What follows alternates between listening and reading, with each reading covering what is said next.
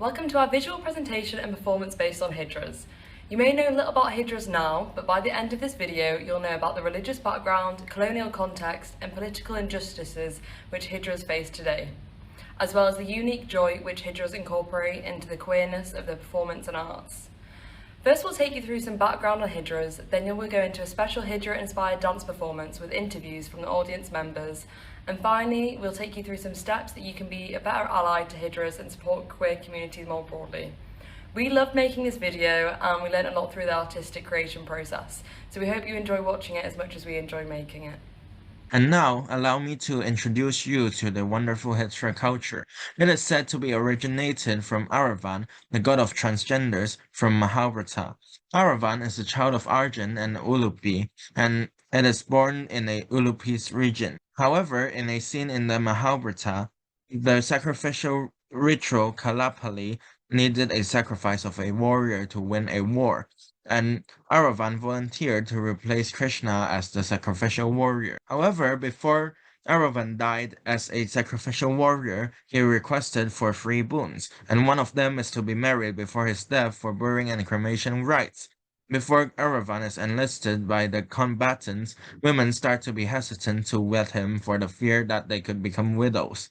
So Krishna, a cisgender male, became Kohini the enchantress to marry Aravan and spend the night with him. After Aravan's death, Krishna still mourned him like a widow, and from Aravan's lineage after his association with Krishna's female form, transgenders is said to be born, and Krishna have blurred the lines between masculinity and femininity. To this day, they are still celebrated by transgenders and Hijras in India. Now, let's look at a brief description of the Hijras. They are young persons that is initiated by following a guru to become Hijras, and they leave their home to live with the Hijra community to become familiar with the ritual responsibilities that they play in Hindu homes. Actually, Hijras goes beyond sexual attraction and also intersects with gender roles or expressions and even preferences in sexual positions. Their functions in society before the colonial expansion is really important. They held positions as military commanders, political advisors, and guardians of the harem, which are really important posts in their communities. And to Hindus, it is the third nature gender of Hijras that grants Hijras the religious power of granting fertility. And Hijras will perform dances and songs for the newborn and weddings. And it is said that Hijra's blessings on a baby will bring fertility, prosperity, and long life to the child. However, due to colonial expansion, the social position of Hijras have been greatly declined. Hijra children were kidnapped and enslaved, and the British deemed Hijras as impotent towards a moral transformation and assimilation, so-called. And the anti-Hijra campaign was described by a British lieutenant as an essential project of extinguishment and extinction, and surveillance imposed with goals to erase Hijras from society even. As we step into the modern days, this kind of situation have been actually improved, and many people start to fight for awareness for Hijras. For example, the word Hijra in English is used to be translated as Inuk or hermaphrodite. However, the Transgenders Experts Committee of India's Ministry of Social Justice and Empowerment, Hijras and other transgender activists fought for the term Inuk to be removed from government documents. It is as the term is taken as discrimination towards the communities. And here are the references, and let's go on with the other interesting performances.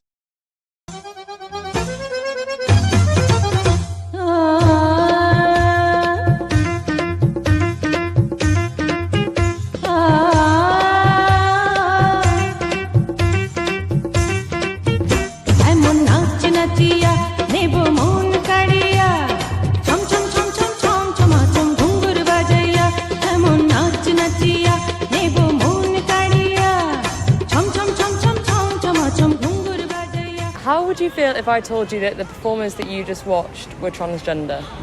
I think for the first second I would feel a bit weird, but actually after some thinking I think it's actually acceptable for transgender to do the dance as well. And like the the dance culture was really fun, and no matter which gender does it, I think it will be really fun to watch as well.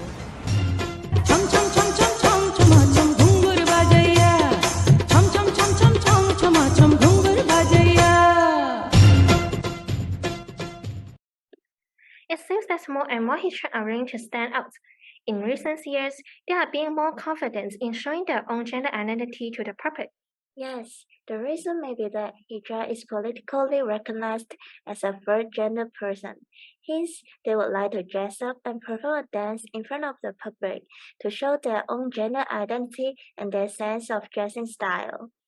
But do Hijra meet any difficulties in their daily life? Maybe we can ask them. We as Hijra are really proud of being ourselves, and we believe that Lord Krishna and Lord Shiva will bless us to have a healthy life. But we meet lots of difficulties and challenges in our daily life, right? Yeah, that's right. In India, Hijras can't receive the same civil rights as men and women. This is really an unfair thing to us, as the third gender belongs to one of the gender identities, and we should gain the same status and welfare as the public. Besides, the government thinks that Hijras is a shameful human being in society. They want to make this type of human being out of society. Do you remember our experience of renting a flat? I remember that one day, the owner finds out that we're Hijra and rejects to continue to rent the house to us. She is afraid that the police will find her and will affect her life. This is a really unhappy experience. In addition, many of our friends can receive equal education and job opportunities. To earn a living, some of them need to beg or prostitute.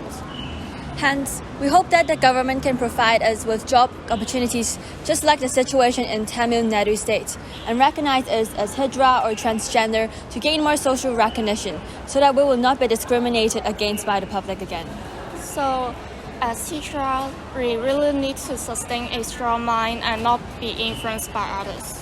Talking about the perspective of others, I would really want to share the view of my family. I still remember the day when I told my parents that I want to become a Hijra.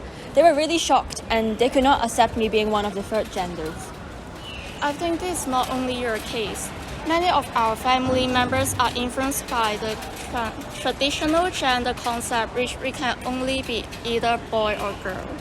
Yes, therefore, the only thing that we can do at this moment is to let more public recognize us.